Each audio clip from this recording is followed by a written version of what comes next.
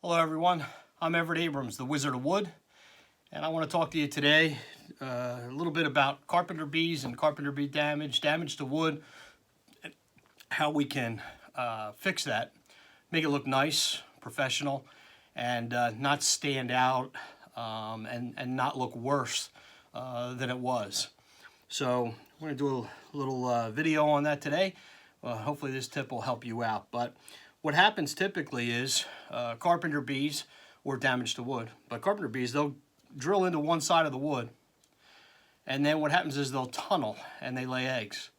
And what happens, woodpeckers will come for the eggs and then they'll cause the damage. So we end up with something like this. So I'm going to show you a little tip to make it really look nice, and so the end result is where you can hardly tell where that was. So what happens is we would typically take the hole, fill it in, which is what I've done here. I've put some stages on this one, we call it a spindle. Depending on where you're in the country, it could be a baluster, it could be a picket, but we'll call it a spindle today. And what happens is we'll fill it in with putty. The putty you want to use stainable putty. You let it dry. It works very good on vertical surfaces. On horizontal surfaces, the wood's going to expand and contract and may pop this out. So if you're on your floor surface of a deck, it's probably not going to hold up. You want to replace the board depending on what the damage is and so forth. In regards to your balusters though, we put in the putty. Then what will happen is we'll have it, we want to sand that down, and that's what we do here. Sand it down and get it nice and smooth. Okay. Once we have it smooth and it's all over, what happens is I put a little bit of sealer on it to show you what happens, and I'll just highlight it again. Whereas what happens is when you put the sealer on, it kind of glows. It stands out more. It accentuates it. And what we want to do is we want it to blend in as best as we can. There's a couple of different ways you could do that, and there are some stain pens you can use, and you could color them and stain over top of it or seal over top of it. But one that's worked out well for us is we'll actually take that wood where it is, and we'll fill it with the putty.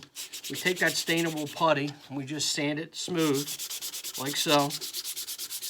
And then we'll have it ready to go to stain. And then what you do is, depending on what color or tone you are going with your sealer, you take that color stain and then you put that on the putty. So you'll take a full stain. And then what happens is it could be a brown, if you're putting like an oak tone on. It could be a red if you're putting a redwood or mahogany on. And then what you want to do is just take that stain and put that on there. And just so you see, we're going to let that dry. Okay. And we've covered the putty. And then what happens is, and just so you can see what we're doing is, we take that stain, and you can see on a piece of wood, this is what it looks like. It's more opaque versus using something that is more like a sealer. And then the sealer, what happens is it more accentuates the wood, accentuates the grain, accentuates everything about it. It'll make it stand out more. So what happens is, as you can see, what happens when we take our carpenter bee damage and we haven't put a stain on it, it accentuates the bright spot and makes it stand out even more. What we're trying to do now is we want to take that and tone that down a little bit so it's not doing that, which is why we've put the stain over top of it. And then this is what happens when it dries. You can't even see that. I just wanted to sit that up a little bit, but so you get the idea of what we're doing. Then we go over the wood with the sealer, as so.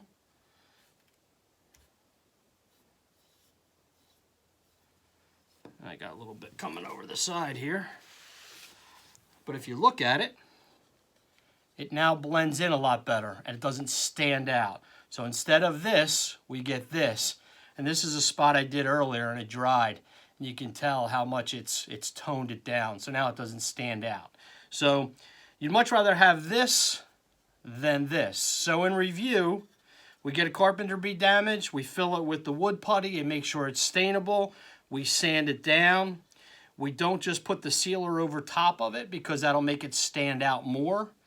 what we do is we take a little bit of stain. Again, it just color stain. You only need a few basic colors with your sealer. It could be something natural. It could be something redwood. It could be cedar tone.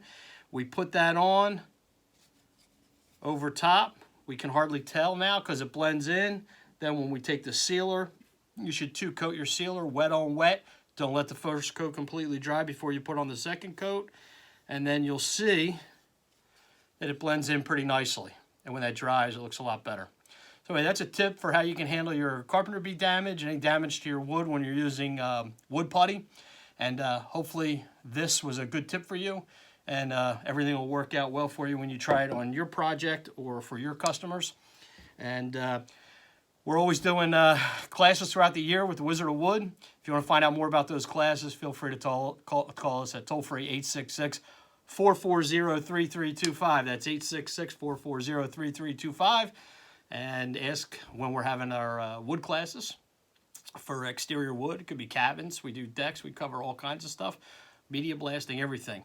And then also, if you like this video and it was helpful to you, please subscribe to our channel, like the video for us, appreciate it. And we'll see you next time with the next tip from the Wizard of Wood.